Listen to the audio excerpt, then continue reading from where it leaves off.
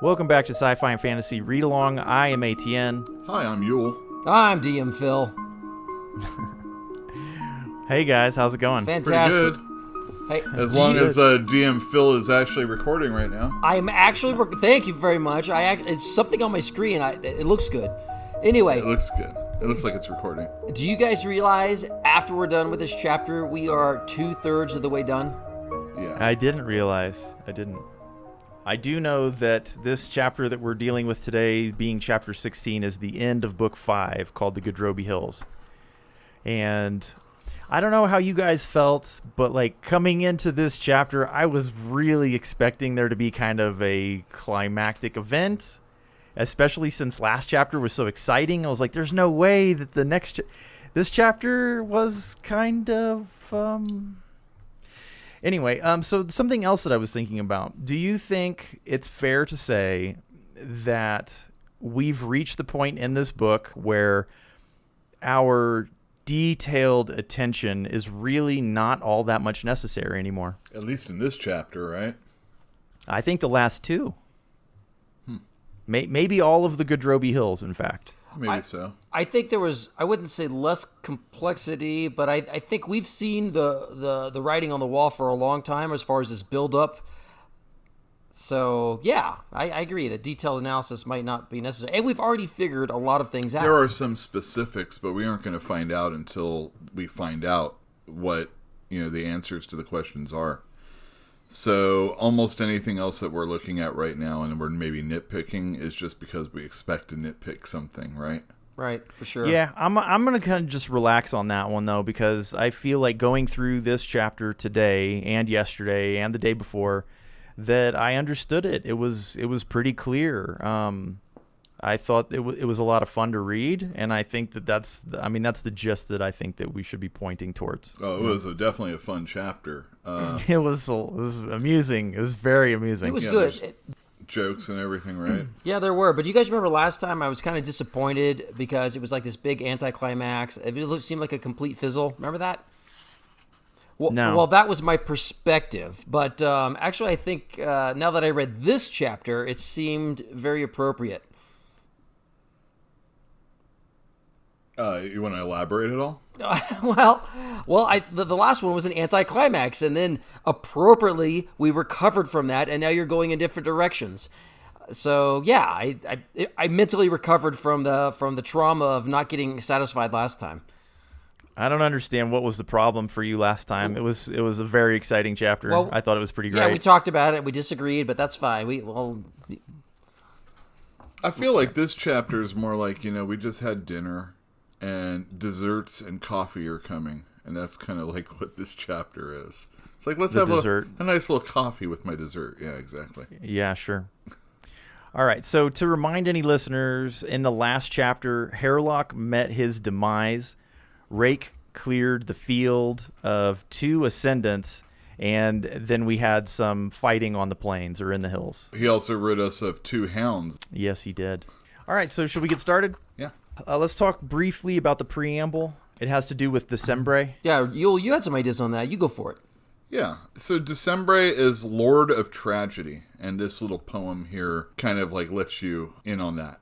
Some of what I have been noticing in this chapter feels like there's a lot of either regret or doubt or just maybe like a changing of the way someone views something. And I feel like this kind of plays in with this poem just a little bit. Well, just to add on that, so I don't know a lot about Decembre very much, but it had been mentioned previously that he was once Hood's warrior. Hood, right? God of death or souls, whatever you want to call it, and that he... That's Dassam Ultor? No, this was Hood's warrior. No, I'm asking you if you're referring to Dassam Ultor, who was Hood's warrior. I am not. It says Decembre was Hood's warrior, chapter 12, and then that he unleashed the crippled god, which... I don't know much about I don't know anything about the crippled god, but point is he did something, and now he's not doing it anymore. And I think a little bit about this is that's why he's the god of tragedy and god of regret, is because he's been there and done those things. And some of the themes that we've encountered are people that are doing or have done things they regret, and I think it fits. So you guys know the difference between a tragedy and a comedy? A marriage. You have comedy tonight, you have tragedy tomorrow, is what I've heard. Tragedy ends poorly, and a comedy has a happy ending. This chapter starts off with Lorn, who is out in the hills after having her encounter with Cole and Murillo and Krupp and Crocus. And she is cleaning out her wound, and she's considering Tool's words that have started to kind of affect her, profoundly, in fact. And she's kind of struggling with this notion that life is a struggle for control. And she's wondering if life is futile. And she acknowledges that her attack on Krupp and Company was foolish, her words, and that her actions have become chaotic. And the woman that is Lorn is in like direct opposition to the woman who is the adjunct. So she's literally and figuratively, she is ambivalent about what she's doing. So I think it was last chapter where Lorn was talking about how we're just like the Imos. The Imos. Yes. Yeah. And, they're just a warring tribe that really doesn't care for anybody, but I guess basically themselves, if they care at all. And like that just feels like it's her function to keep doing this, and our function to keep doing this. And that gets played up in this part of the chapter. There's also Tool, who is starting to show some regret with the actions that they look like they're about to be taking. Yeah. Sure. Like once they're in the barrow, you mean? Yeah, right. Well, I mean, so their whole concept that they're trying to do is free the Jaghut tyrant for whatever reason, right? To cause all sorts of horrible actions, I assume. If the Malazans can't control the Jaghut tyrant, it's going to be a bad scene, right? I would assume so, Yeah. and I don't see any chance of them controlling it, so... And yet still they go ahead. They're still going ahead with it. Lorn's still going ahead with with what the Empress wants, and Tool's aiding her. And when they finally get to, the area that they're supposed to be getting to, Tool realizes that there are wards that his people had put on in this area also, in addition to the Jaghut, the original Jaghut, right? Yes. And Tool's like, I don't think we should be doing this. Well, there's just, before we get too far ahead, there's a couple parts in the first section I did want to discuss a little bit. And one was that we have gone back and forth in the past about Lorn's character and how she acts. And I think a big part of this chapter is she's verbally acknowledging, at least to herself, that she has changed dramatically. She said she's making mistakes now that she would not have made over a year ago. And to go back in time, all the way to when she was in Pale and she invited Tattersail to dinner. And do you remember when she missed the fact that Tattersail was lying? Because she had been, my point of view at the time was that she had been emotionally compromised. And so this kind of like confirms that a little bit. She used to be just like hard as nails, absolutely lacking compassion, which is what she believes the function of the adjunct is. And she's essentially becoming human again. And I think it's more than just Opan's influence upon her. I think she really is, crumbling under the weight of her actions in life. This is her way of feeling and showing regret. Does that make sense? Yeah, completely. I absolutely agree. And I think she ascribes some of the, not fault, but the fallout is kind of coming from the words that Tool has spoken to her about futility and the like. Yeah, did you remember? Well, yeah, when she said that, but if you go all the way back to page 248, and there's one of those iconic little lines that I really, really like, when she asked Tool, she's like, what are you thinking about? And he said, futility. And he's like, do the Talani Mas think about futility often? And he said, no, they hardly think about anything at all. And he's like, well, why is that? And he's like, because it's futile. I don't know. That's always stuck out in my mind, and it's a little gem that I cherish, and it's coming back full force because she was, pondering and having a sense of futility. So it comes right back to that key word I found so attractive previously. But anyway, so there's that little section in there before that talk of futility where she said that she's gone from a little girl to the immortal power that had seized her for its own use. What is she talking about? She's talking about the Fisher girl. Yeah. Oh, yeah. Oh, okay. I thought she was talking about herself. It sounds, the way the sentence reads, at first it does kind of feel like that, but no. She does say twine and giving it to her father, right? Yeah. In that. And that's like what the Fisher girl was talking about the whole time, you know. Like, I got this Yeah, twine she in my was father. coming back with twine But it so her is- father could make a... God damn it. But it's not taking us to the beginning of Lorn's, early life. It's taking us, again, back to when she There's a was a reason. different person also. So I think that Erikson is doing something on purpose there. You noticed this thing. You thought Lorn was talking about herself, but she's talking about the Fisher girl and the woman that she became, Sorry, right? I think Erikson is doing that on purpose in order to, in our minds, link Lorn's circumstance with Sorry's. And we don't need to talk about it in depth right now, but like he did that on purpose. Like he's putting those two people in the same paragraph so that we're thinking about them in a similar way. No, I think you're right. Yeah, it makes all that makes more sense now. And I think there's a little compassion for that girl now that's leaking out. Yes, but I think that partly is because Lorn is having some self-compassion, right? Something, yes. And she's thinking about other people. She's thinking about what she's doing. Like, she knows what she's doing is wrong. Yeah. And she knows it. And it goes right back to the fight that she just had with Cole and all them. Which was a foolish act. Which was a foolish act, something that she should have done. I love it when that word throws in just because, but, it just kind of muddies the water. No, I really appreciated her acknowledgement that it was foolish. And that it makes more sense. Like I said, this chapter brought to the front and kind of like soothed over a lot of my disgruntlement with the last chapter. And that's one of the things right there. Do you remember? I don't remember if it was during our conversation privately afterwards or if it was during the podcast itself, but I mentioned to you that a lot of times when I encounter stuff in this book, I just kind of sit on it and wait because I have a feeling answers are going to arrive later and it doesn't matter. It's like I can feel weird about it. I just acknowledge that I feel weird about it and then I kind of move on hoping that the answers will come. And this is an example of that. You're right. I lost faith in the great Stephen Erikson, and I will not never lose faith. He finished his series, man. Come on. All right, so let's talk about the entry to the barrow because you did do this, but I'm afraid that you kind of like skipped over a bunch of stuff. No, it's fine. I just wanted to get to the concept of what I was trying to say about and how it related to this is all. I no longer know what you meant or what you were trying to say. So I was trying to show the connection, the interconnectivity of Lorn's doubts and how it plays off across, in Tool's mind also. Okay, so Lorn is trying to put this poultice on herself, and she's having a hard time because it's like one hand and all that. And Tool approaches her and he's like, "Oh, let me help you with that."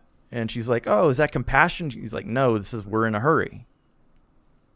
So the stone, which I think there was only like a hand span of stone visible above the ground, right? And it's shattered now. Tool says, "Get your sword ready, because it's going to come in handy real quick." Can you, one of you, just tell me, do you understand what the sword is for now? Because we didn't understand before. Tool said something about the presence of the sword would delay the awakening of the Jaghut tyrant. Not a lot, but a little. Hopefully enough time to get them to do what they need to do. Something like that? Yes, and so here we have another example of we don't know what they're actually trying to do other than wake him up, but obviously the delay of his returning to consciousness is desirable. Well, maybe they don't want to be there when it happens. That's kind of what I'm thinking, but it's like we don't get the answer in this chapter. So that's just one of those things, Philip, where, I have to okay, I don't know the answer, and then push it to the side and hope to get an answer later. Hey, did you guys notice that when Tool came up to Lorn, his armor was covered with frost? Mm-hmm. It's like the middle of the summer, right? And I'm like, it took me a while to figure that out. But remember, his warren is fire. And the Omtos Falak is cold ice. Ice, exactly. And I don't know how he got affected by it, but something there. I just thought that was a really cool touch where it shows that it wasn't an easy thing to do what he just did, and it might have killed a human. Well, he has gained access to this barrow, essentially. He tells Lorn to stay close and follow him. And he puts his arms out to the side, It's a difficult thing to grasp. The hillside becomes blurry almost, and he just walks through it. And she follows him in, and then there's that powerful cold inside this barrow, and Lorn says it stinks like ancient, rotten magic or something. I don't remember how she said that, and then they're inside, and this is where they're taking a look around, and it becomes obvious to Tool that his people have been here before. So now, Yule, tell me, what's the significance? The significance is that Tool's people have been here before, and they have cast wards on this place in addition to the ones that were already placed beforehand to just in case further prevent this dude from getting out. Yeah, because he says he thinks he knows who it is. Yeah. And he's like, we should not be doing this. Yeah, he says he has the name, but he doesn't tell. Erikson doesn't tell us. Yes, right, it's just exactly. like another thing. It's just like one of the. That's hardly even really a clue or anything, but it's just like, I'm not going to tell you it. You'll find out in good time. Yeah. No, I mean, it's candy. It's like breadcrumbs along the trail to the witch's house. It's like I just keep gobbling them up, and then eventually I'll get there and I'll be dinner. Yeah. But then you have to remember why you cared about that name and how it referenced something 300 pages ago. Sure. What was that in reference to? Someone's past? Yes. Something that's not happening in the story right now? So Tool expresses his ambivalence. He acknowledges that he has noticed Lorn's ambivalence, and he says to her that when this is all done, he will be free, unbound, and owing nobody anything. He'll be his own man, own undead, Amos, whatever. And he asks her if she would like to join him. So he says that he will be freed. His vows will have ended. He says, such is the residual power of this sleeping Jaghut. Why does that mean that he's going to be freed? I think I understand it, but I'm not real sure. And this is what I think I get. Okay. So Lysine wants to release this tyrant. She cannot do it. She has to get someone else to do it. I think it's kind of like you're a genie and I have 3 wishes, right? This is the last of the wishes that Lysine can ask of this guy. It's not so much the direct power of the tyrant that's freeing Tool. It's the fact that Tool is helping free this power that is releasing him from his vows. One last time. I see what you're saying. Just on that point, I didn't comprehend because he said, this will free me from my vows. Well, who did he make vows to? Because it was the Emperor who woke him up. That's a good question. Well, maybe the Emperor was the one that was like saving those wishes for later. Might be. That might be. And then I had that wild hair thought that the Emperor might have been Shadow Throne in disguise or something. I don't know where I'm going with that thought. I thought it was pretty clear that the Emperor is Shadow Throne.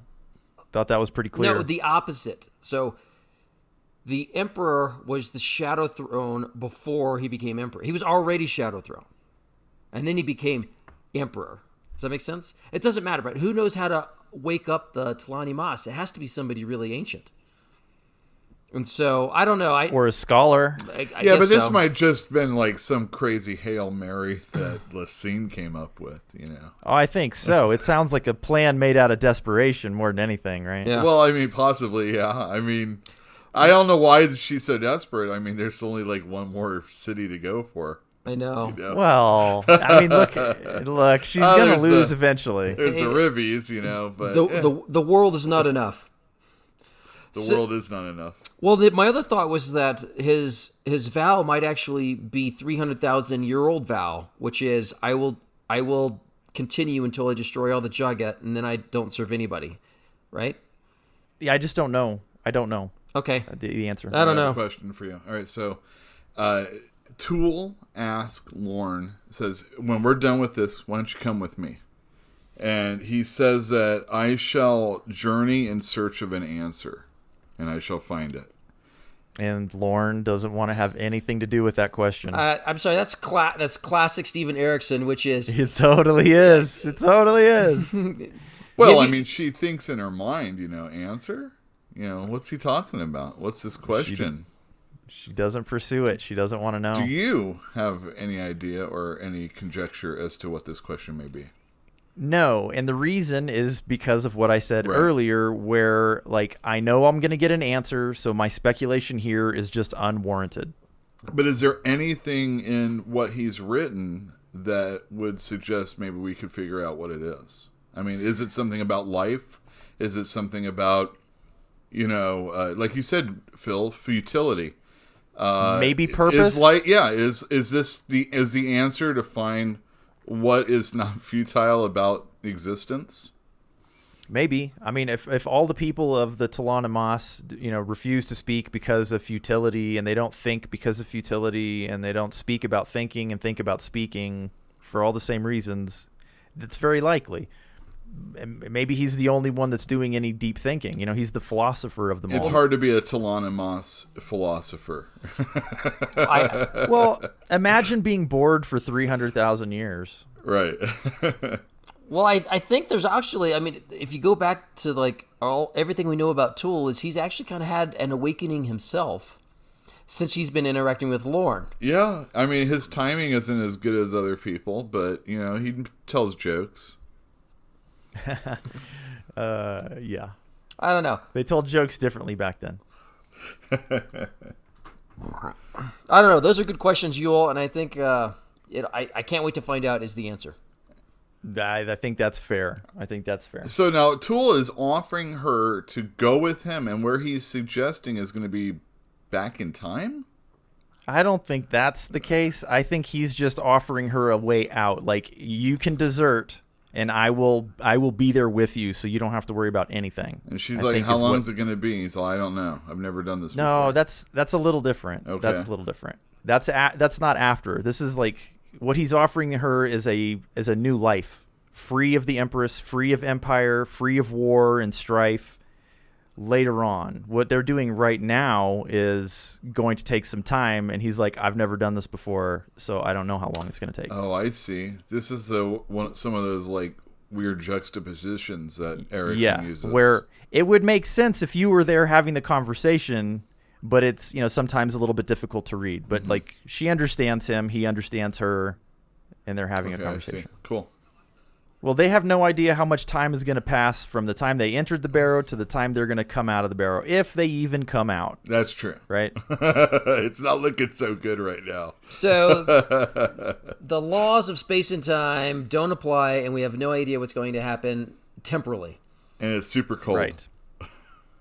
Yeah, buried under kilometers of ice or something. That's what they said, and I think that's, I don't know, again, and they said they created this entire ice age. The Jaghut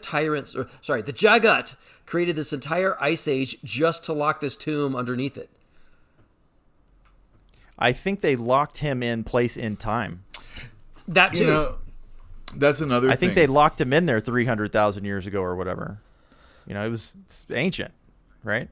Yeah. You know how Phil said Jaghut tyrant? No, it said they brought an age of ice to as the barrow's final seal. They created it. Yeah, like a pocket dimension. Okay, I see it that way. I think they created the I thought the it was ice literal. They were this ushered on the people to come and. Do you remember them talking about it in last chapter where they said that Omtos Falak was a time as well as a warren? Yeah, both. Yeah. So to me, it's fine. I don't have a problem with this either way, but it seems like they just made a little pocket dimension and stuffed this guy inside and locked it. Yes, and I agree with that. And they locked it with a few kilometers of ice so that nobody would mess with it. So where's the ice? How do the Setuniman just stumble over it, later on, and they're like, oh, we'll put some words up here too. If it's in a pocket dimension, right? They can smell it. Tool walked right here. He knew exactly how to find it, and he knew exactly how to get to it. So his people can do the same thing. He's not special in that regard. Okay. But and they wouldn't. Well, I'd say they wouldn't ever let this guy loose, but clearly I'm wrong. Do you think Lorn will take him up on this, go on me with me on this vision quest thing? Given the preamble is all about December, I'm going to say no. Tragedy. Because I think everything here has to end in tragedy. Uh-oh. Crocus and the young woman who used to be sorry, are sharing a saddle on Cole's horse and heading back to Darujistan. The assassin formerly known as Sorry. Yes. The assassin, but now Fisher Girl, formerly known as... I don't think that's that fair anymore. Yeah. I don't think that's fair anymore. She's different. Hey, I gotta say, like, they're riding on a horse together. She's behind him. I'm like, if you were Crocus, why would you let this girl be behind you? That is a nightmare. He's already fearing for his life. I mean, he's seen her, like, take Chert out, right? Yeah, but she was essentially helpless in the last chapter. He acknowledged that. He recognized her as, like, looking very uncomfortable and out of place. She didn't look at all confident. She didn't look like a killer anymore, even though he had seen the evidence that she was. And he's pretty much dealing with her that way also. He's kind of snippy with her. Well, now, she leads him in a conversation he doesn't want to have. And it's funny because she doesn't know anything about what she's saying. Even the fact that she knew Crocus's name, he's like, how'd you know my name? You know, it's a big deal to him. But she just heard it, and she knows his name is Crocus. Yeah, she overheard Cole going, Crocus, blah, blah, blah. Yeah, and he's like really defensive. And I think partially, and it states in here that he finds her attractive. Yeah, she's beautiful. He's 17. It doesn't matter if she tries to kill him. It's still, he gets excited. But, I mean, I think Crocus has severe PSD during this section because... PTSD? Yeah. Or LSP or something. I don't know. Point is, like, his entire group almost got killed. He almost died. He just encountered this woman who had previously been a heartless assassin, and now he's writing back, and he may never see any of his friends again. And he knows why she was on the plane. Exactly. That she was out there to kill him. Yep. So, and for all we know, this is the only time Crocus has ever been outside of the city walls. And now he's alone with his girl, who's now helpless. So, this guy, he's just on edge. And the reason why she's helpless is because, again, it was Animander Rake who removed 2 of those pieces on the battlefield we talked about from last time.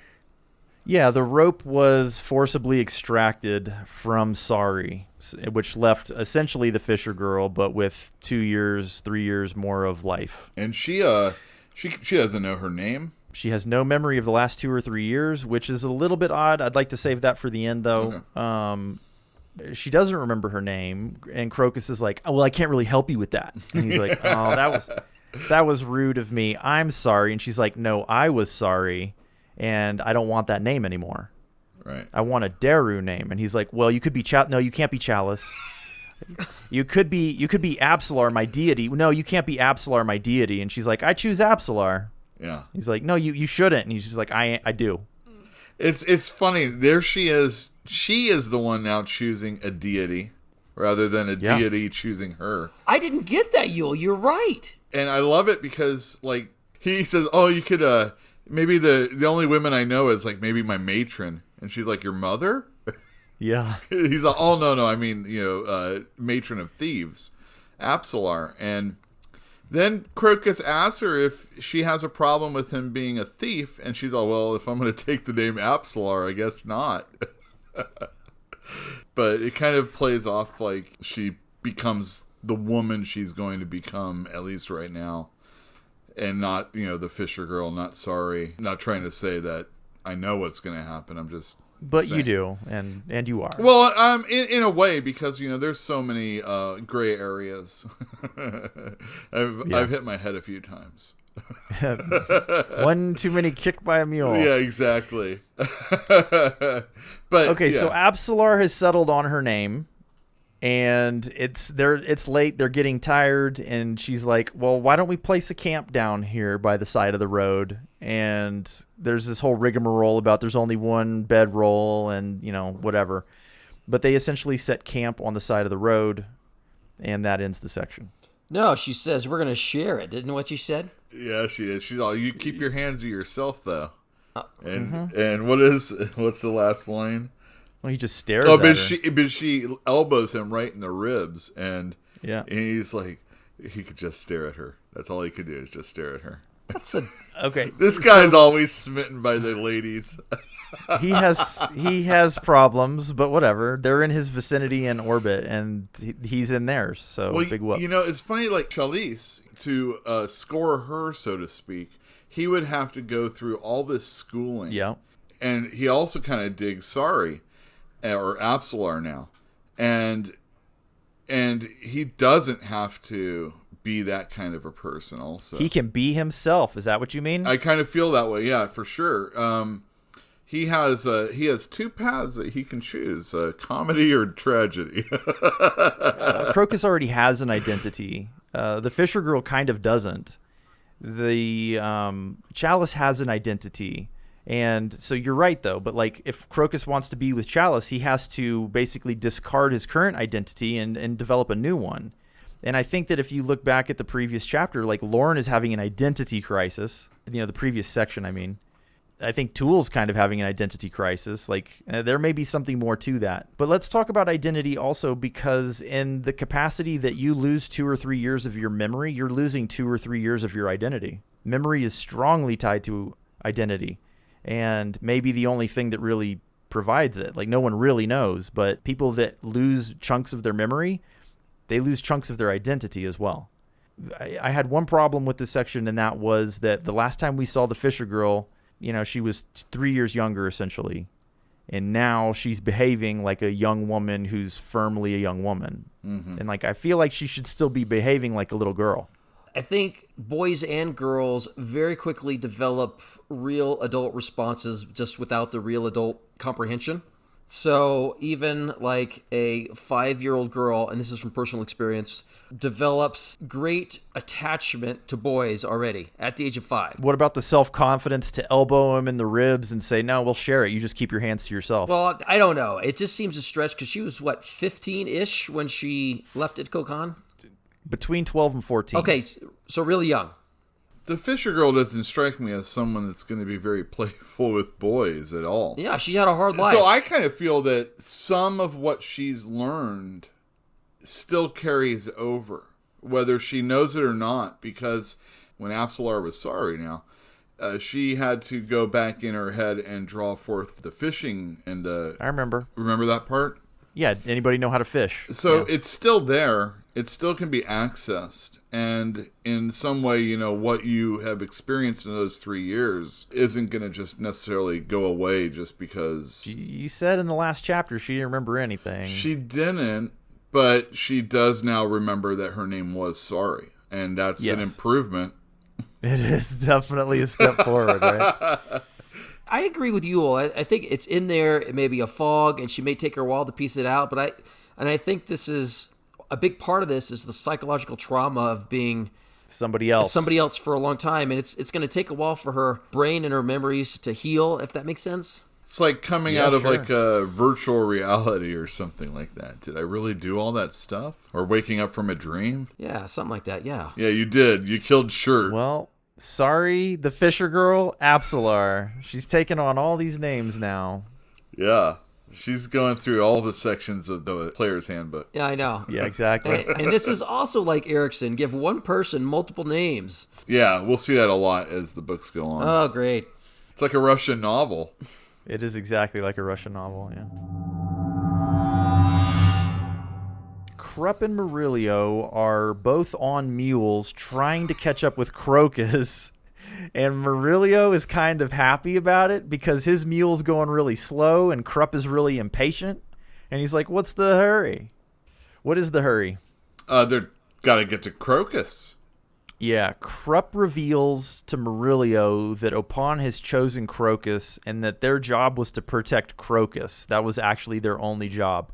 And so he wants to get back real fast.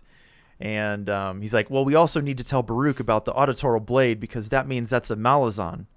And the Talana Moss that was nearby, you know, he needs to be informed about that as well. Murillo's like, what? We've got to go save Cole. Yeah, when you put it in that perspective, they just kind of left him for dead. Well, Cole, I'm sure, told them to do so. I am sure he did, yes. I'm sure he did. But I was thinking when I was reading this that, like, it doesn't seem like Baruch needs to be told that woman's Malazan. Do you remember, like, I was going on and on a couple chapters ago about the conversation between Baruch and Krupp and how they didn't seem to understand each other? And I think this is confirmation that Krupp was not understanding Baruch either, because it was a surprise to him that there were Malazans in the hills. but Baruch knew. He was like, there will be a foreign work party digging in the hills. Like, that whole thing, like, Krupp did not understand. He didn't get it. And so he's running back to Darujhistan hoping to tell Baruch something he already knows. All right, so I get you. So he wants to get that information out there also, in addition to the whole Crocus aspect. Yes, for sure. Krupp is also committed to protecting the coin bearer, which is why they're rushing back to rendezvous with him, even though, didn't he say that he's going to get there before us anyway? No, he said that they would catch him up the next day. He couldn't make it back to the city before they caught him. Oh, okay. And even if he did, he would be with Mammoth, because that's where Cole told him to go. Yeah, so Murillo wants to go back and help Cole, and Krupp is like, no, we need to move on. And he's like, well, we're going back to help Cole. And then Krupp reveals that he is fully aware of the plan that Rallick and Murillo have for returning Cole to his rightful station. And that is enough of a distraction that Murillo kind of forgets about helping Cole because he wants to go back to Darujhistan to help Cole, I guess. I don't really know. And so they continue on. And an hour later, he realizes that he's been duped. That hour later bit. Yeah, he's exactly. like super pissed at Krupp, and he wants to go back and help Cole, but Krupp gets him to go back to Darujhistan.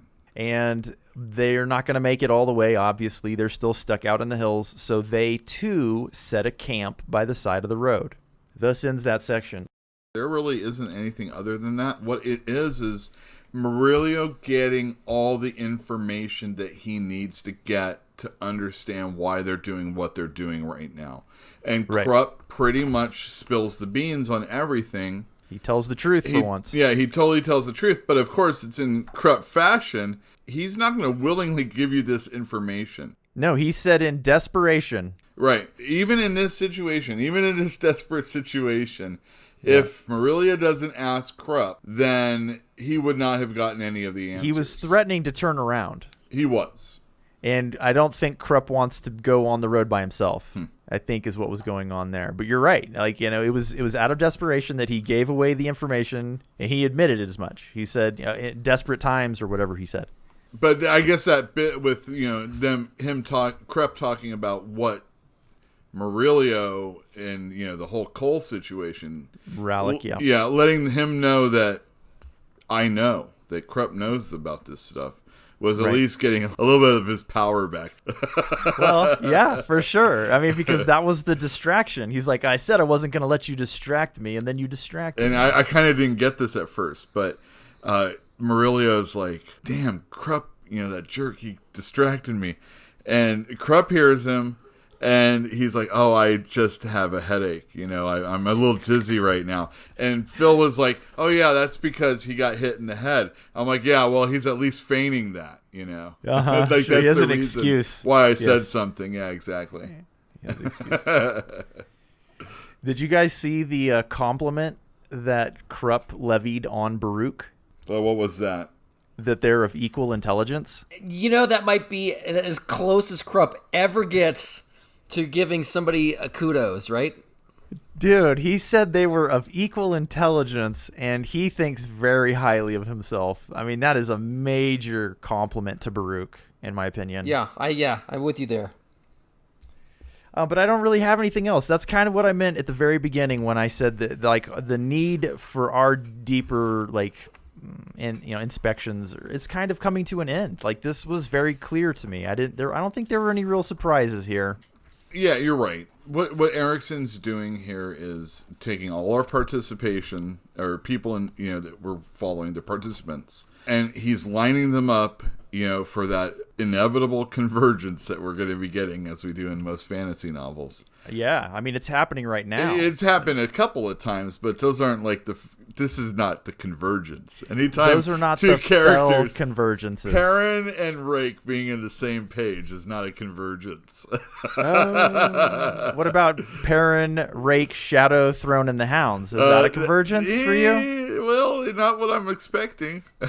I mean, that's at least 3 ascendants right there, isn't it? Sure. I think they're all going to be, whoever they are going to be all around at the end. Paran is riding towards Darujhistan with at least 2 horses. He is considering his encounter with Rake, which led him to the notion that he's pretty lucky to have survived many, many encounters with very powerful people. He survived Sari's attack. He survived an attack from the dog, Gear. Well, he didn't get attacked, but he survived that encounter. He survived Rake's encounter, and like Rake didn't know he was a Malazan soldier, so that's why he was lucky for that one. So he's thinking, he's just, like, is the sword the lucky thing, right? He's considering, is that what's giving him all this luck?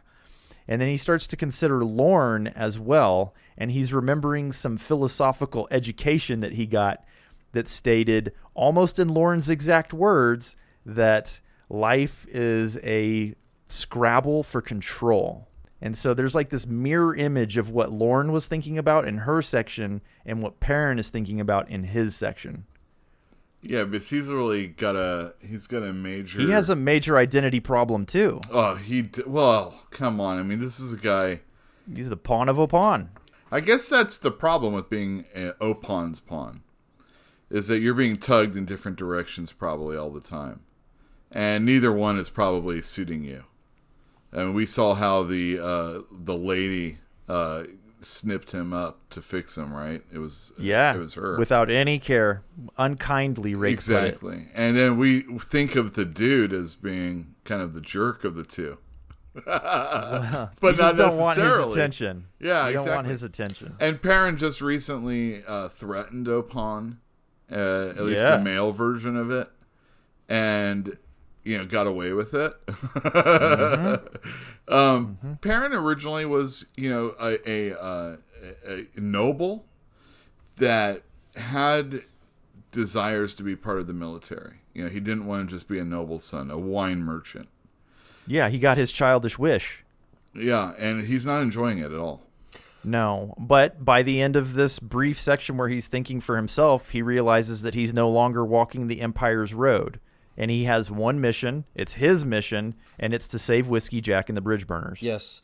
And one of the things I really like in this last section before it goes to the next part of the section is when he talks about, he sighs and he's like, just too many regrets.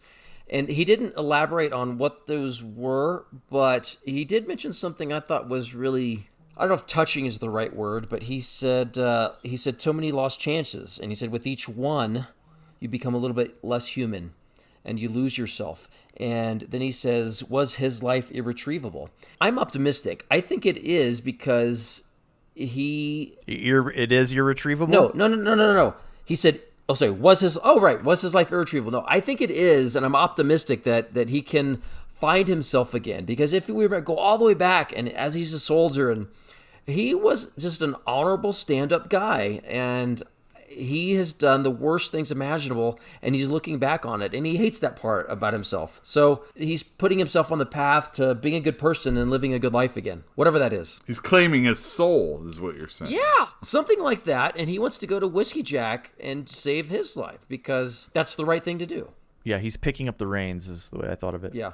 He was also thinking about Lorn in that section that you're describing, where he was talking about regrets and stuff, and so there's like a parallelism going on there as well. So I would wonder also if Lorn's life is not irretrievable at this point. Well, I think that question applies to both of them. Sure, and I mean the thing is that Paran wants to take her life also. I don't know that he does anymore. I don't think he does anymore at all. He said something about I don't know if it's in this section or not. Yeah, I think it is. When he asks if the rope is even his enemy anymore. I think it's at the end of this section. Yeah. There are a lot of people coming to like strange and wonderful conclusions and realizing that they haven't been in control, and like maybe life is all about fighting for control. Because like it makes sense that Lysine is the way that she is because she's the Empress. But Paran kind of says that Lorn is a willing participant, became like the extension of Lysine willingly. So in a way, she chose to be possessed. Yeah, even right? Lorn, the whole idea was that Lorn was only acting on behalf of Lysine. The way she responded to situations was what Lysine wants her to do.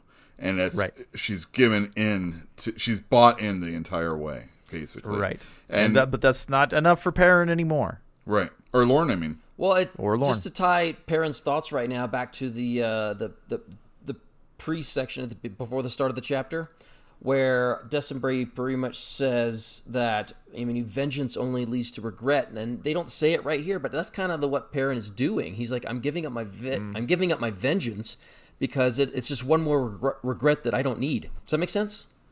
It does, but I never felt that his desire for vengeance was his own. I felt that belonged to a pawn. He still accepts it, though. Kind of... Well, he's mad. Yeah, that makes sense, right? You continue your family members' arguments sometimes, whether you're involved in them or not. And I feel like in some way, being used the way he is still taking on those people's or those ascendants or whatever. You can't just stop being upset over what you were upset about, even if that thing that made you that way is no longer present. Do you think that this section doesn't pretty well state that he has decided that he's going to be his own man? I think overall, but there's a little bit more to go. For sure. Okay, that's fair. Okay, so Paran's having a lot of inner turmoil and talk, and it's mirroring a lot of stuff that we've already heard and seen in other characters when there's this sustained thunder all around him, and he sees, and we see for the first time, veteran herds, massive, huge herds of these large creatures all around him, surrounding him, very, very close. Yeah, he could die if he slipped. Oh, man, yeah, you don't want to get off your horse at this point, Well, I had the impression they were like giant buffalo or something very similar. I think that's a very reasonable, yes, I agree. Bigger than normal buffalo, which are already huge. Oh, yeah. Right? Yeah, I couldn't imagine being stuck in the middle of that as it's coming around you, whether I'm on a horse or not. Do you remember Krupp's dream when he dreamt about the veteran? I do. He never really saw them. They were always at a distance, as I recall. But he dreamt of them, and now we're actually seeing... We don't get a good description of them other than they're big and they're shaggy. And humpbacked or something. Yeah, but they're real big, and they're just thundering around Paran when he thinks it's like a flash off to one side, and then from the other side he gets nailed and taken off of his horse. Yeah, the Rhivi people is who it is. Sneak attack! Yeah, they have lances or pole arms. And Hold on. Do this in the proper order. Well, I didn't think that was that bad. Well, they do have lances, but they don't use any lances on him. Have you looked into the Plains Indians at all? No. Yes. Do you? Okay, so what does it seem to you happened first? Because it was the first person that went after Paran was a kid. Yeah. Does that strike you as a coming of age challenge? Oh, like Counting Coup or something like that? That's what it seemed like to me. It was this go be a man, try to take this guy out. And he did. He tried, and Paran bested him. He took him off the horse, but when he got up, Paran just smashed him in the face and knocked him out.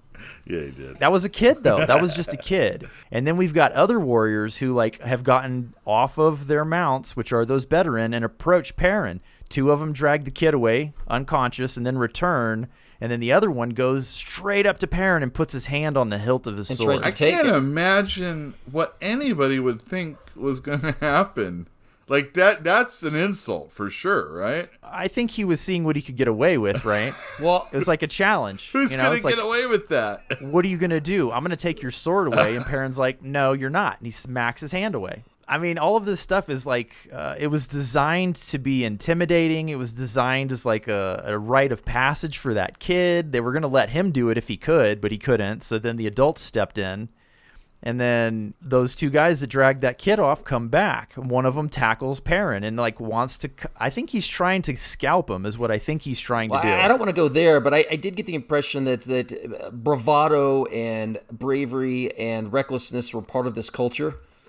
Yes, for sure. Well, he has a knife out. He cut off the helmet. He cut the strap and then cut the helmet and then grabbed his hair and was pulling his neck back. So he was either going for the hair or he was going for the throat, one or the other, right? Yeah. And Paran's he's all right, it's one thing to die and be accepting of death because, that's pretty much what Paran's been going on about lately. He's all, but, I got to have some dignity. And he's like, I'm going to go down swinging hardcore if these effers are going to come on up at me, And that's what he does. He pulls out his sword, right? No, he pulls out that guy's balls. That's right. That's right. That's right. The first thing he does is he squeezes that guy's nuts. It's great. Erikson puts it, the Rhivi had him by the hair. He had a handful of his hair, and Paran grabs his own handful and squeezes. That's right. And there's a double squeeze later. Oh, that's right. The The guy doesn't let go, so he squeezes again. Oh my God. I would have let go. Yeah. Just saying. Well, he got 2 tugs of the old hoo-ha, and then he got elbowed in the face, and that guy went down and out.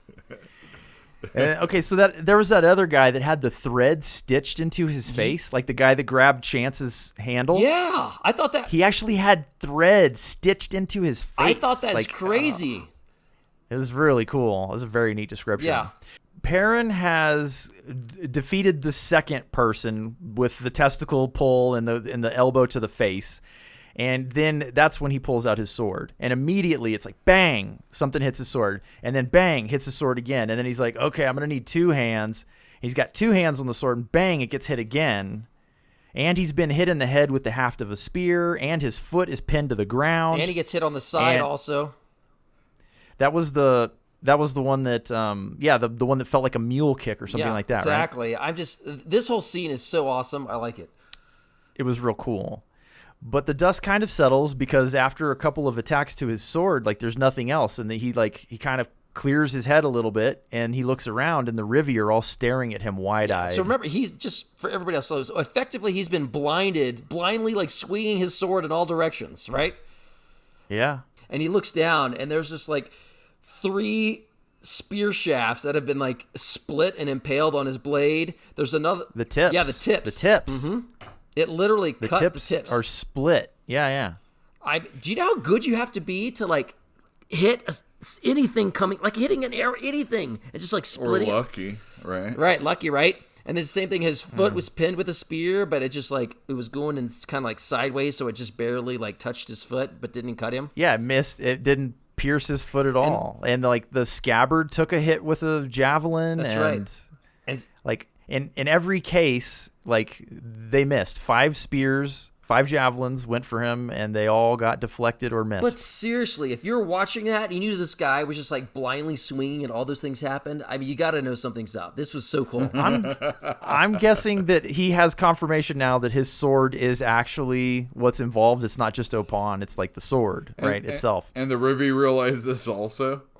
They definitely did, and that's revealed in just a minute. But I wonder what it actually looked like from their perspective, because it doesn't say that he was swinging wildly. It just said that like he felt impacts on his sword. That's true. Yes. And like so, from their perspective, 5 people threw lances at him. Technically, that's what they all were. They were all lances. So 5 people threw lances at him. One of them pinned the foot, but didn't do any actual damage. 1 hit the scabbard. 1 hit the side of his head. And 3 hit the blade, so that's actually 6. But they hit the blade and then split, and the hafts broke. Like he said, there was broken wood all around him on the plane. It's amazing. It's pretty cool. At the end of that, I could only say that this is not somebody you would want to mess with, no matter how brave you think you are. So like they stop throwing their lances, and then the crowd kind of parts, and a little 5-6-year-old girl comes walking out, followed by a matron. And the little girl's speaking in their tongue, the Rhivi tongue, and she's got like this authority of command, and Paran's kind of like, you look familiar. And then the woman says to him, 5 lances were thrown at an enemy, 5 lances were wrong. And he's like, well, you've got more. He does say that. Nothing's stopping you from now doing it. Yeah. I mean, eventually they're going to get him, right? Eventually one of those things will Maybe. hit. 5 is a good sample size in that situation. You're right. Okay, so the little girl, who is strangely familiar to Paran, continues to speak, and the woman is essentially translating for her. And the woman tells Paran that essentially he need not grieve. The woman that you knew is not dead. And then they whirl, they get back on their veteran, and they leave. And the process of leaving takes 1 hour. Yeah, it does. For the tale of the veteran is what it said. So Paran's had time to think. He's had an hour, after which time he gets on his horse. But he's thinking, like, if that was Tattersail, like, did she ascend? And then, like, he realizes that all these Veteran are being driven to be food for Caladan Brood's army, which must now be on the way to Pale. And then he asks the question, is the rope even my enemy anymore? And then he gets on his horse and he rides. The little girl, Tattersail. Silver Fox? No, wait, that would be the old lady, right? Nope. Well, Silver Fox was that. Tattersail does not have her own name anymore. Well, I'm doing that for the reader at home, but okay, thank you. So her name's now Silver Fox? I believe so. What was the old lady's name? I don't remember. She was never named in Krupp's dream. I thought she was. Okay, anyway. No, she didn't have a name. She just revealed her belly and... Okay, so Silver Fox / Tattersail is a 5-year-old. At this point. And Paran's like, hey, how's she 5? And he's like, when I meet you again, because she's saying all this cryptic stuff, and one of the things is like, we're gonna meet again, don't worry about that. And he's like, well, how old is she going to be then? He's all, right. Is she even a she? Is she a god? What's the deal? This person died. He even goes back to that part on the plane where he saw the little, the footprints. Yeah, exactly. The child's footprints. And he's like, is this that person? And it's nice. I like all of that stuff being pieced together through his mind, and now he's getting full confirmation about what's going on. That's pretty cool. Yeah. It is cool. It's like going full circle and finally getting he's finally getting answers, just like Murillo finally got some answers from Krupp. Yeah, and he's just they kind of came up on him. I mean, he stumbled upon it. It's not like anything that he was necessarily looking for. In his moment of regret or maybe changing his mind about his rage, these people came up. His moment of crisis in his life. These people, the Rhivi, come up and they offer him, I guess, maybe some hope in the situation. So that's what is kind of going on here. And this is another encounter that he had no right to survive, and he did. Right. And I think that's confirmation that the path that he's chosen, his own path that he's finally making decisions about, is the right one, because he just keeps living. He just keeps surviving. I think that's good indication. I guess so. I mean, the guy, even when he thinks he's making his own decisions, I'm not exactly sure if it really matters. It's just, what train track is he willing to get on is what it feels like with Paran. I don't feel that way. You don't? Okay, that's cool. I mean, we'll see. But I mean, I don't see any reason not to take his word for it. He thinks he's making the decisions right now. Hey man, whatever. Opon is not involved anymore, so says Rake. So I'm taking their word for it. Whatever gets him up in the morning.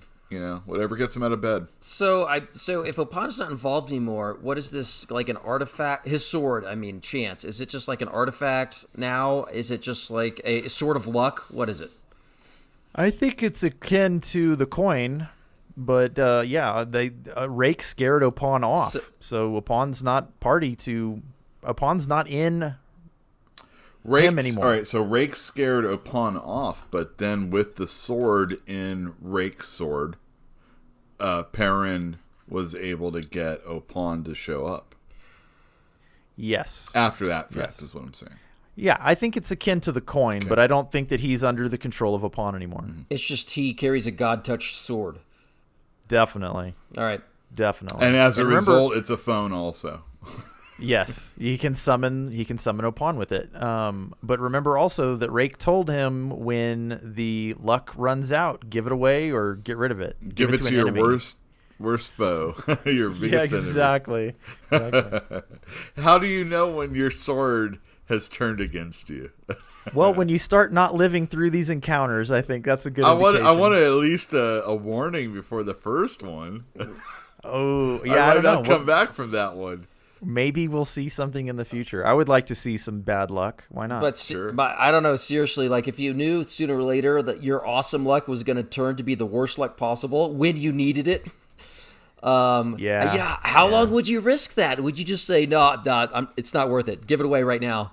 It's just a flesh wound. Just give it to an enemy right now, because sooner or later... It could be their lucky day, though, when you give it to the enemy. Could be their lucky day. Right. All right, so the next section of this book is just a continuation. It just takes place a little bit later in time. Paran is back on his horse and he's riding, and then lo and behold, he stumbles upon this armored, wounded knight next to a hobbled mule who says to him in Daru, I don't want to fight you, but if I have to, I will. He's all ready if I gotta fight you. Yep. Anyway, we're back with Cole. Hey, seriously, is the Gadrobi Hills the most busiest place on the planet? Because it certainly seems like everybody's there. Everybody's running into everybody. Yeah, no, absolutely. But we're talking about a convergence, man. That's this right. Stuff is all happening. Well, these are the many convergences that will make up the entirety of one. Yes, exactly. Like, we're just seeing all the players right now. Oh, yeah, and they're exchanging information, and they're meeting up, and, like, they're deciding that they don't want to kill each other in some cases, like this case. Yeah. I didn't want to see Cole die. Come on. Well, it was like, all right, so at first, Paran's like, hey, my name's Paran, and he tells him pretty much everything minus the fact that he's a Malazan soldier. He tells him the truth. Yeah, he's like, I came through Pale, and Yeah. I saw all this bad stuff, but I basically was there at the end of it. And he doesn't tell him everything. But they share a fire. He has a meal. Cole gives him a meal of stew, and then he does tell him everything. Then they start to open up because Cole is like, wow. I mean, well, actually, first Paran says, I am a Malazan. And he basically says, Paran says, I'm a deserter.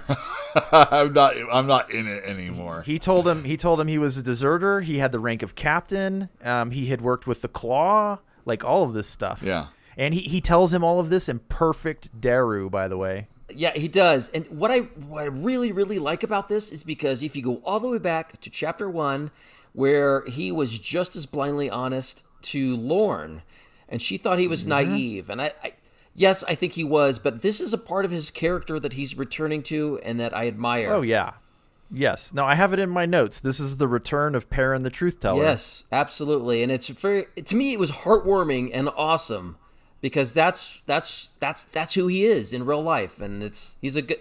His identity crisis is over, right? He's returned to his true self and he's on the right path. I mean, that's how I take all of this.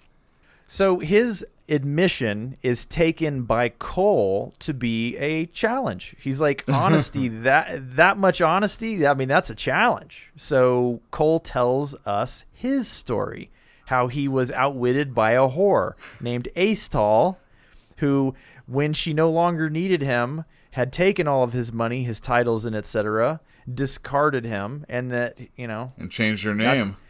Changed her name to Simtal. That's right. And she's been whoring her way with all these council members and does what she wants. And she got plenty of money. This is the entire story of Cole right here. Like, we knew about it before, but we didn't know about it this way, and definitely not from his point of view. Right. Well, he hasn't been sober enough to give us his story until now. Sure thing. Yeah, he's been sober for quite a few days now. Oh, yeah. He's clean. He's on the way to recovery, it looks like. Again, another moment of conscious. Yeah, getting back into the right path, becoming the person that you were meant to be. Well, right. There was an instant bond between these two because they're both soldiers, they're both military men, they're both nobles, and they've both had lives that were taken from them, so to speak. But at the end, they want different paths out of that. So go on, because I think I might disagree with you. Well, for instance, they both had horrible things, but Cole had basically drowned himself in his sorrows and tried to get... But on the subject of regret, well, he regrets not fighting harder for his life. This is Cole. Cole regrets not fighting harder for his life, and he wants it all back. Whereas Paran is the opposite. He wants his life back, but he doesn't want the nobility aspect of it. They have their own ways of claiming their own lives again, but one wants to go back to where he was, whereas the other one just wants to divorce himself from it altogether. Okay, so when Cole admits that he wants it all back, and Paran laughs at him for a long time, eventually Cole begins to chuckle. And then he says to him, "You've come out of the blue like a God-touched lightning bolt." And I have a feeling that he came to the realization right then and there that what he wanted wasn't really what he wanted. Oh, do you think? Like, that's the feeling I got. Do you think so? Is that, yeah, I think yes, that when Paran laughed at him, it was like a trigger. And I mean, the direct quote is, "You've come out of the blue like a God-sent bolt of lightning, and I appreciate it more than you'll ever know." Oh, you might be right. So like I think it solidified something for Cole, that like he doesn't actually have it all that bad. He has really good friends that are going through a lot of effort to help him. Well, and he was saying how he didn't have friends. The thing that upset him the most about everything that he went through was not even the betrayal of his wife and losing all this stuff, is that if he wanted to fight about it, all of his friends that loved him beforehand ditched him.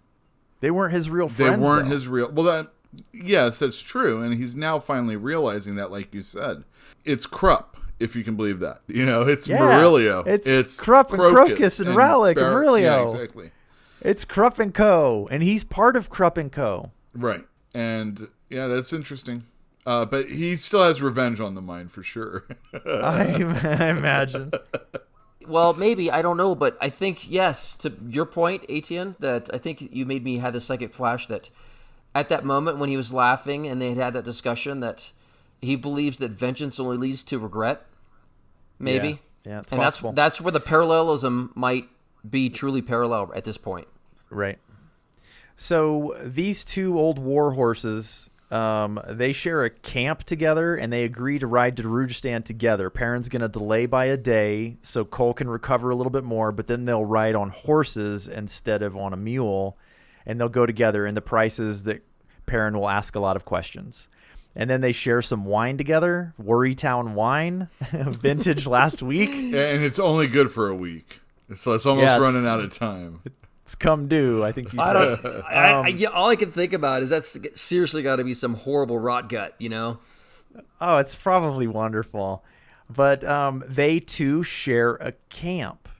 And that ends this chapter. That's it. That's it. Ta-da. So let me just ask you a question really quickly. Do you think there's any significance to the fact that absolutely everybody except for Lorn and Tool are camped out in the hills or on the plain? Did y'all notice that everybody's setting camp at the end of this chapter?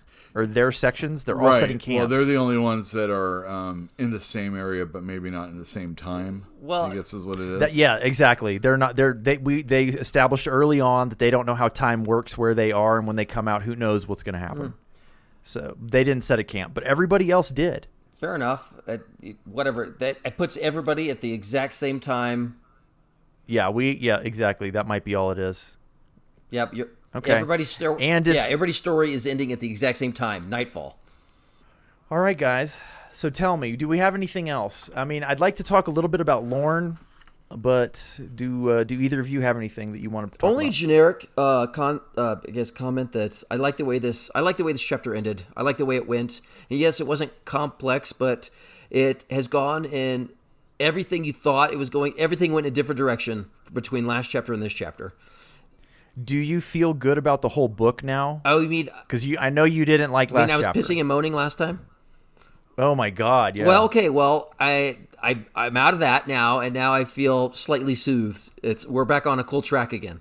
Well, I'm glad. I figured that was coming though, because to me that's just how Erikson operates. He poses a lot of questions that he doesn't answer, and then he answers them in time. And so, like, I've kind of given. I don't give up on speculation because I enjoy it, but at the same time, I've kind of given up on spending too much time on it and trying to really understand what's going on here, because I know he'll tell me eventually. But let's talk briefly about Lorn again. We've talked about her a little bit. You know what? I don't know if we need to. Hold on. Let me tell you what I was thinking, and then you guys can tell me if you think we've already covered it pretty well. In her section, Lorn is talking about... Hold on. I can't read my writing. Oh, and Lorn's section in the very beginning, there's that comparison where she's talking about the Fisher girl, right? And she's kind of comparing herself to the Fisher girl. And I think that there's like supposed to be some parallelism there where we're supposed to kind of associate those two people together just because they're in this. She's thinking about the other girl, right? And I'm wondering if we're supposed to take it as like a possession. Like Sari was possessed, but Lorn like kind of willingly walked into the position of being the adjunct, right? But it was almost like she wasn't her own person. That's how I'm taking that. And then there's something else there in that very first section too. It's just lower down on the page, and I don't remember what it was. I'm just to paraphrase a little bit. She was talking about what it was like to be adjunct, and essentially, you being the adjunct is being the It was in Paran's section. being essentially the hand of the Empress. You lose your identity, and you are the hand of the Empress. Period. So right, a direct extension of the Empress. Yeah. And that's what Paran was talking about when he was thinking about Lorn in his first section. And he kind of described her as like having dropped her mask one time out in Itko Khan when she saw all that carnage. And then he probably said something flippant, putting on the mask of manliness or soldierliness. And it had caused her to do the same thing. She put her mask back on. And there's even a mention somewhere in here. I think it's when Tool arrives to help her, she puts her mask back on. It says that outright. Yes, it does. Yep, it did. And this theme carries throughout the chapter. Like I said, going all the way back until that dinner in Pale, where I said that's right. Not like she's not acting like herself. She's all emotional. She's irrational, and and I said it wasn't her. And it finally, all these chapters later, it's saying that she has her hard persona has been unraveling for a while. Yeah, she's having a crisis. A lot of people seem to be having identity crises. They are. Wow. I really like Lorn, though. Like, every bit we get more of her, I just feel better and better about her. Like, I just like her more and more. I like her, but... Philip, you didn't like her at all in the beginning. And, in fact, the word you had for her was contempt. So I'm wondering if you've changed your I have changed because she's changed. And I have a much more... I'd stop short of saying fondness, but appreciation for her recent connection with her humanity and her self-doubt. To me, those are human characteristics that I and duty, all of those things. You can have all of those at once, and I can be in touch with her now more so. Yes. Okay. I like Paran now a lot more than I used to as well. And I don't know if it's for the same reason, but he feels more like a real person to me now, whereas before he just felt kind of like a young prick, like somebody I wouldn't want to talk to at a bar. Really? Because he always seems to be the guy that's able to warm up to someone more than others. I did not like how he talked to Topper. I did. Yeah, but Topper's a jerk too. Yeah. Topper, you're perceiving him as a jerk. I don't think he's shown any indication that he's actually the guy that went methodically and murdered everybody's noble families. Yeah, Paran had a hard-on against him. He did. Paran was like out to get that guy from the get-go. But Topper didn't actually do anything. He's just an extension of the... He's just an extension of the Empress like everybody else that works for her. Well, I think Paran's coming to understand that a bit. Yeah, I think so too, which I think is kind of why I like him a little bit. But I don't know. I think some of the characters do grow on us. He's not the Gary Sue that some people want to make him out to be. I think I understand you. Yeah, because he's a pretty powerful guy, ultimately. But he's not. He fails in everything he does. Is it failure? Well, I don't know, but the first thing he did when he got any command was he got killed. I don't think that was his fault, man. Well, it might not have been, but he still... And he survived. Like, so it's like a life lesson he learned there, Sure. Every now and then a deity steps in and heals you really badly. I don't know what the lesson is. That's kind of what I'm getting at. I don't know. He's a survivor. I'm starting to like Paran a lot more. I still don't like Crocus. I still think he's kind of a little bit of a Crocus ding dong. Is the thing is that he is a ding dong. He is a guy that is maturing, but is only maturing in the way that we expect young men to mature. Not in the mental arena. And it's taken a long time for Paran probably to get through that too, but he doesn't like just follow his his loins. Although with Tattersail he did basically. Tattersail, how thorough is your exhaustion? Yeah, exactly. Oh, that's a good one. That is the I'm cheesiest. exhausted. I'm sorry, that's How a cheesy thorough. pickup line, man. It worked on a 210-year-old woman. And a 245-pound woman.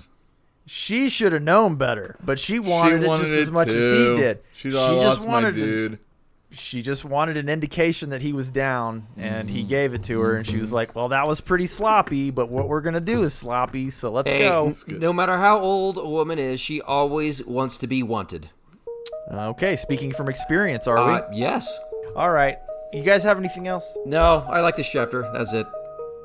I liked the book. I did. I liked the book. But we are essentially... That ends book 5, right? Yeah. Yeah. The Gadrobi Hills is over. We're on to the Jeweled City or something like that. Book 6. City of Blue Fire. City of Blue Fire. That's fantastic. The Flaming City. I can't wait to get there. And it's not bet. very long either, a chapter or book. It's just a couple chapters. Doesn't matter. We're moving on. We're getting there. Little by little, 2/3 of the way through. That's a monumental achievement, fellas. I'm just saying. Like, we've done pretty well, I think. Yeah, we've gotten some good feedback too. Yeah. So that's always good. So leave a comment, by the way, wherever you're listening or watching us. I guess Yeah. it's kind of watching us. Or send us love letters in the mail. That's right. You should give really you Phil's pimp address. Paperback Goldmine more. No, not on here, man. I Oh, don't think you're it's crazy. appropriate. No, it's fine. I'll tell you something when we get out of here. All But right. anyway, that's it for this episode. Thank you for joining us. We will see you in 2 weeks' time when we release the next episode. Take care, and we'll see you in the next one. Good night. Bye, y'all.